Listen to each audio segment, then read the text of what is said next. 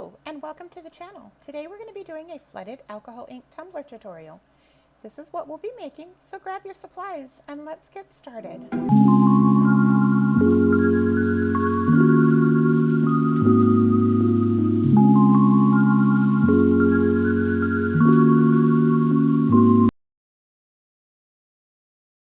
Okay, let's go ahead and get started. So here I'm going to have a protected area with just several layers of paper towels down, as your inks are going to run off as well as the alcohol.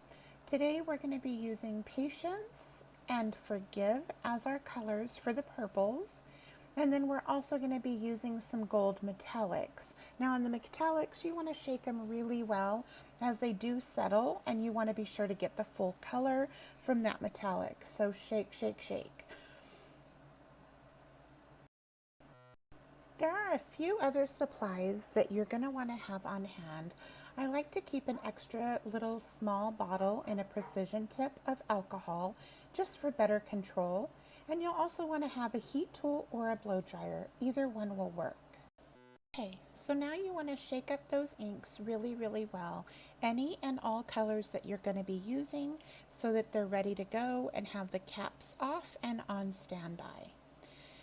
Now you want to take your alcohol and begin to flood your tumbler, like you want to cover all of the surface with the alcohol so that it is wet and ready for the inks. I drop the inks starting with usually my darkest color on the bottom, but you can do it whatever way you'd like. And here, less is going to be more because you can build the color. So you see me alternating here. I'm going in with the dark purple and the light purple, and I'm just putting one drop on and letting it roll. You do kind of want to work quickly through this process. I'm going to add my metallic last, and I'm going to use this sparingly because as we build layers and add more alcohol, this will thin out and give you a really beautiful effect. You see why I really like the precision bottle for this step, because with the metallics, I want just small drops so that it doesn't take over the tumbler. I'm going to add just a little more purple here to the top because I want it to be above my metallic ink there. And then I'm going to take my heat tool and I'm going to begin pushing around the alcohol and the inks. You see that you want to move quickly because you do want to have control of this. I'm going to add a little more in some areas that may be white or where I want to build up color as I continue to kind of dry and move them around. The quicker you use your heat tool or blow dryer, the more movement you're going to get, and if you hold it in any area, you're going to start drying it out. That's where I come in with this precision tip of alcohol and just start slowly dropping some on there so that I can manipulate it and move it how I want to. Here I'm just going to continue working, alternating, adding some alcohol where I want more movement to get some of the line effects that I want, and to clean up areas that maybe I'm not crazy about. I will alternate between alcohol and inks. As I continue, you'll start seeing the veining that will happen, and that's really what I'm looking for on this. I want some veining and I want some kind of cloud-like wispy alcohol look to it. So you just keep working back and forth, and I'm going to continue to do that here for just a moment.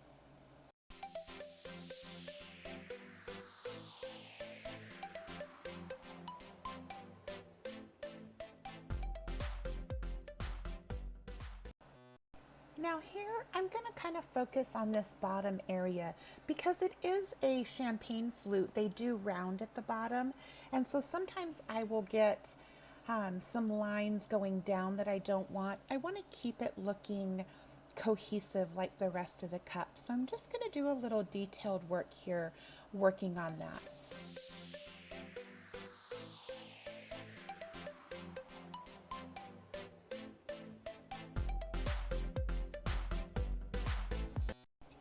After 12 hours, you're going to want to seal your tumbler with your sealant of choice, either Camar Varnish or Krylon Triple Thick. Okay, now we're ready to start epoxying. I'm using CCDIY medium viscosity, and bear with me on this turner angle. I'm really used to it being straight, like up and down in front of me, and so this is just a little different from my normal. But I like to do very thin epoxy layers. There's a couple reasons for this. One is if something goes wrong, like fish eyes or micro bubbles, or something falls into it, dust or a particle of something, I can sand through really thin layers fairly easily. And so I like to keep that thin for that reason. It also helps keep the weight of your finished product to be a little lighter. So the thinner layers for me, the better, and I just have really great success doing that. Now on your curved tumblers, you really want to make sure that you get really good coverage around that little curve of the bottom of your wine tumblers, or even like any of the 30-ounce or 20-ounce curves. So I do it in a couple different directions to ensure I'm getting really great coverage. As we know, as epoxy begins to cure, it will kind of pull away just slightly from those edges if you don't have a cohesive, consistent coverage on it. So I really make sure I pay attention to those rims. Now once this cures, I may need to do just a light sand and a second coat of epoxy, and that's also when I check and make sure that my rims are great on both top and bottom. And here I'm going to take my torch and I'm going to do just a couple quick light passes across it to pop any micro bubbles and make sure that as it cures, those are releasing from beneath. Now keep in mind it is a torch you want to use to pop bubbles, as a heat tool is just used to move the epoxy. I hope that you'll give these a chance and see what kind of creative design you can come up with. I've got this set done and ready, and we'll see you again soon.